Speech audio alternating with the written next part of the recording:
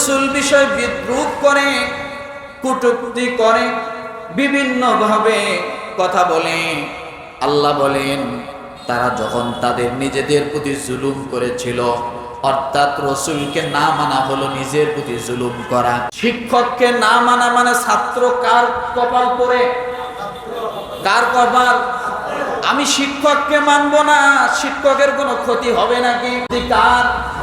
যে মানবে না তার, যে ছাত্র মানে না তার। আল্লাহ বলেন তোমরা নিজেদের প্রতি নিজেরাই জুলুম করেছো।